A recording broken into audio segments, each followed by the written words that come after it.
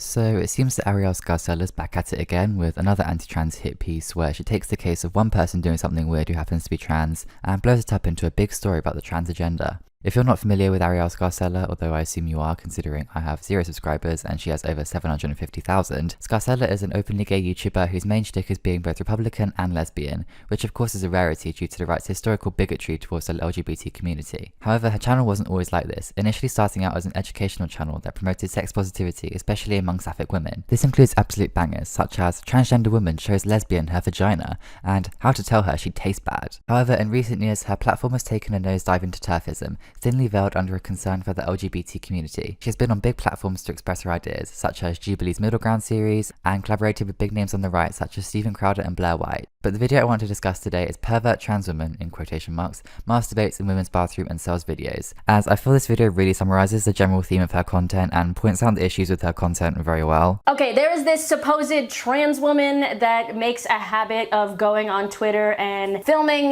themselves in public while masturbating, specifically in women's spaces like women's bathrooms. You know your favorite TERF lesbian bigot had to call this shit out. It seems that TERFs are reclaiming the term now that they've declared it a slur, so good for them, I guess.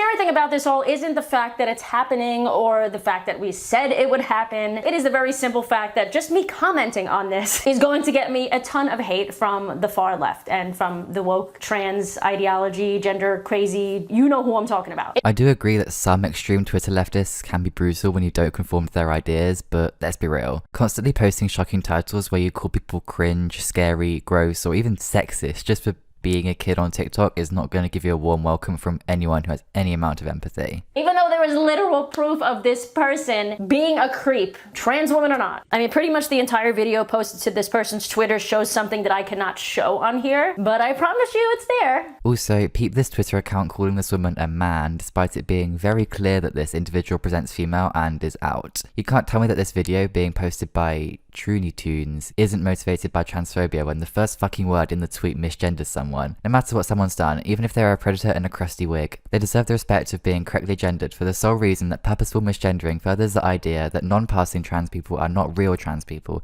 and is really harmful. Oh my god, we're only 30 seconds into the video. Let's check the hashtags on this person's tweets, by the way. TS, hashtag trans, hashtag femboy, hashtag femboy, hashtag trap, hashtag, don't want to say that word because I hate it because I'm a lesbian, hashtag girl dick, hate saying that word too, hashtag girl cock, public flesh. Did we need to include this, or is it a crime to use hashtags? I am not okay with trans people getting away with shit like this because they are seen as oppressed. Excuse me, ma'am. No porn at the bar. Oh, it's okay. I'm transgender. Oh, I had no idea. Do whatever you want all the time. These people do not get away with it. The only privilege that the trans community has is in like a breadsheet comment sections. Predators in the trans community are simply not being defended in the way that you think they are. This random Twitter account that you think is relevant enough to make a whole 10-minute rant about has been suspended. Although I imagine unjustly considering the state of Elon Twitter. But even then, I doubt this person had more than 1,000 followers, so why is it being made out to be a massive issue? Just for reference, this is just one of the things that starts to happen when we treat even just some of the population as better than. The example being claiming to be trans or actually being trans and getting preferred or special treatment because of that fact. Where are trans people being treated better? Because I genuinely want to live there instead. Ava, take these bitches to pasture. We now have stats from the United Kingdom, the United States, and even from the current super woke far left Canadian government showing that about 50% of men in prison who identify as transgender are sex offenders. This is several times higher than the general male prison population, and it puts radical gender activists in a bind. Are trans women more likely to be sex offenders, or are sex offenders more likely to claim a transgender identity to have an easier time in prison? Either way, it's vulnerable women who lose by getting served up on a platter to deranged sexual predators. This part completely confuses me because if you're a serious sex offender who has a history of violating women, you're not going to be put with other women. What I mean by this is even if these people identify as trans women, they're more likely to be put in solitary confinement or at least in a high security area where they cannot get away with assaulting female inmates. And of course sexual assaults happen in prison regardless of the gender identities of people involved, because it's fucking prison. It's the whole reason people say to not drop the soap.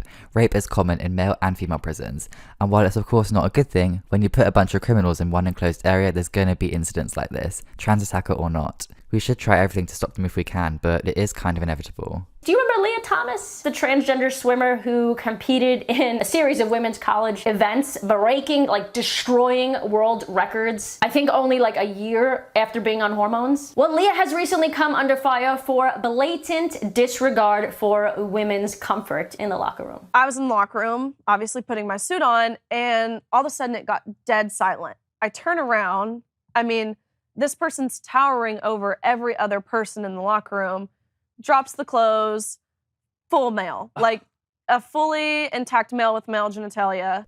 Leah Thomas has been openly transgender for a while. I just find it funny that she's presenting this like a shocking moment. Am I not grasping something? Why is no one talking about this? Why is a coach not sticking up for us? Why is someone within the NCAA? Why were we not warned? We did not give our consent. What reality do you live in for this not to be talked about? Leah Thomas has been subjected to so much hate just for doing her job as a professional athlete, and you're really acting like your concern is falling on deaf ears. The right are lapping it up, and Riley Gaines knows it. That's why she's been on every anti-woke podcast ever. And yes, this does all matter. Let me be clear. We were not forewarned. We were not asked for our consent, and we did not give our consent. If nothing else, I hope you can truly see how this is a violation of our privacy and how some of us have felt uncomfortable, awkward, embarrassed, and even traumatized by this experience. I'm sorry that you've been through this, and I can understand why you would have this concern, but trans women are hyper-aware of their own bodies. That's where gender dysphoria comes from. The exception is not the rule here, no matter how many libs of TikTok videos you may watch, and I doubt that most trans people would be that willing to change in front of other people so proudly when you hear the stories of the other 99% of trans people. So why is this being painted as a narrative for all trans women? Here's what my friend Sarah, an actual trans woman with common sense, had to say about this. So I've actually been attacked for simply admitting that I used the ladies' room. But the thing is, I only use those spaces where that's the rules. I would never demand access to a space like this person is doing. I believe it's the business's right to make the rules within their private property, not something government should dictate either way. And I will happily use a third space if that's available. In this case, it is 100% the business's right to make the choice to keep trans women out. I was completely with this person until she said that businesses have the right to keep trans people out of their respective bathrooms. If you force someone like Buck Angel to go to a women's bathroom, there'd be complete chaos, rightfully so on both sides, because by that point you couldn't possibly argue that it was anything other than anti-trans discrimination to put him through that. Me and any sane person would agree that you should enter the bathroom of whatever you are putting in the effort to present as, and you will find that 99% of trans women who are called out for entering women's spaces happen to have been wearing female clothing or makeup to indicate their identity. So why is it that you have an issue with them and call them men in wigs? If a man wanted to enter a women's bathroom, he can very much do so without a dress. So what would be his motivation to bother with a wig and dress and constant societal mistreatment, if not genuine dysphoria? When I asked the YMCA management what their policy was regarding transgenders, they confirmed that the man that I saw was indeed allowed to shower wherever he pleased. As long as you are not a red flag on Megan's Law, the California Sex Offender Registry, a grown male can shower alongside a teenage girl at your YMCA location here in Santee. I was made to feel as though I had done something wrong when I talked to people at the YMCA. Somehow, the indecent exposure of a male to a female minor was an inconvenience to them. Maybe just don't shower in a women's public place if you have a penis. I actually agree that this is not what that individual should have done, but what I won't agree with is the idea that they face no repercussions solely because of far-left activism. It's very much known that women's experiences of sexual assault are laughed off and not listened to, wrongfully so. That's the whole reason Me Too is a thing and why feminism is still important. When it comes to this case, the YMCA have two options: actually pursue this case and go through the effort of persecuting whoever did this, or take the easier route by weaponizing the trans movement to dismiss the incident. Unfortunately, they did the latter, which I in no way agree with. Just because this said person isn't a red flag yet doesn't mean that giving them the opportunity to potentially be is a good thing. I'm not sure what Arielle's trying to say here. Exposing yourself in front of a minor is a red flag already. Now, the question I have for you guys this week is very interesting. My question is, do you think autogynephilia is on the rise? The concept of autogynephilia was created by a person who genuinely thought that all trans women were either confused gay men or men who had a cross-dressing fetish. So even the coinage of the term has a transphobic history, so I'd rather not entertain this question. There was a story recently about a 21-year-old who had his testicles removed because he said the idea of him being a woman turned him on. And what a lot of these people are experiencing is that after their testicles are removed, they no longer have that testosterone in their body that was driving them to have that sexual orientation or fetish in the first place, and then they regret their decision to have the surgery. I'm sorry for this individual and that he went through this experience, but this would be easily preventable if there's more education on the topic. When conservatives call trans women fetishists, of course the lines are going to blur and uneducated people will get confused. This is a symptom of the mass spread misinformation that people like Arielle are, intentionally or not, giving a spotlight to. Some dating profiles that I came across recently. Tonio, 48 years old, who literally has in this person's profile, it says, I am a biological male, assigned male at birth, / trans female lesbian, seeking a woman that doesn't want or need a man. Literally the person that's saying this has not transitioned at all. It doesn't look like they've transitioned at all, and has the audacity to say, even though that this person looks and physically, basically is everything a man is, has the audacity to say that he doesn't want someone that's a lesbian that wants a man, is the point of being a lesbian, I thought, but okay. Trans people can't always transition. Not everyone has the access to hormones or environment to be able to transition socially or medically, and it's much more likely that this individual is a trans woman who has an unsupportive family rather than a man putting on this label. What would be their motivation to call themselves a lesbian if they're actually just a straight man? They could very easily just log on to any other dating app and just say they're a man and get dates that way. And in fact, being out about their identity just makes them more likely to be rejected. So where is the net positive here?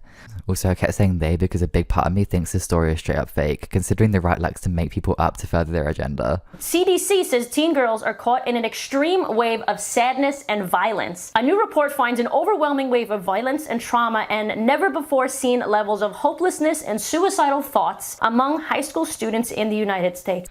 Please don't tell me she's somehow going to try to make this about woke people trying to indoctrinate young girls. Could this insane increase be maybe because of gender ideology? Fuck. It says here that nearly 1 in 3, which is like 35%, seriously created attempting suicide, which is up 60% from 10 years ago, which is absolutely insane. Young women are also experiencing a more sexual violence, or at least coming out about experiencing more sexual violence in the last year. It's gone up about 20% since 2017. No, but there are so many actual variables that are more likely to be affecting the mental health of young women. There's the fallout of COVID, the active removal of women's rights from Roe v. Wade, or the rise of misogynistic rhetoric from Andrew Tate in Fresh and Fit. But of course, in Arielle's turf echo chamber, she thinks it's because of a few blue-haired teenagers on TikTok. I mean, look at this type of shit. I got 40 million other things to worry about before it comes to you and what makes you feel uncomfortable. And I'm not gonna stop being an activist for your sake, to make you feel comfortable, to make you and every other quote-unquote female feel comfortable. Because in all honesty, I don't give a fuck. First step in being a woman, at least in society, besides doing your best to look the part, is respecting other women. This could be a whole separate video, but at the end of the day, civil rights would not advance if we did not have violent protesters like those who fought at Stonewall or the suffragettes. Those are the events that acted as catalysts for equality, and they did not care at all about the feelings of straight people or men respectively. So why should a trans woman care about the faux concern of a TERF when she's simply trying to go to the bathroom? As a leftist would say, your male privilege is showing. Using misgendering as a dig against a trans person is not funny, original, or clever. It's just derivative. Get a new joke. Just a few things to think about from your favorite lesbian TERF. We're gonna go with that. Your favorite lesbian. Listen, I have accepted. If this is what it means to be a TERF, then so be it. Okay, so that's the end of that video, and honestly I was planning to talk about 2 of Arielle's videos rather than 1, but there was just so much ridiculousness in that video that I'll probably just cover the other one in a separate video. If Arielle is watching this, I have no personal ill feelings towards you, but please understand the knock-on effect that content like this has for trans people just trying to live their lives. This is the kind of video that genuine transphobes use as ammo to discredit the trans community, so even if you're actually concerned about this issue, please go about it in a way that is less generalizing because this has serious consequences. So that's all I have to say for today. Thank you for sticking around, and please consider subscribing as I have more videos like this coming shortly.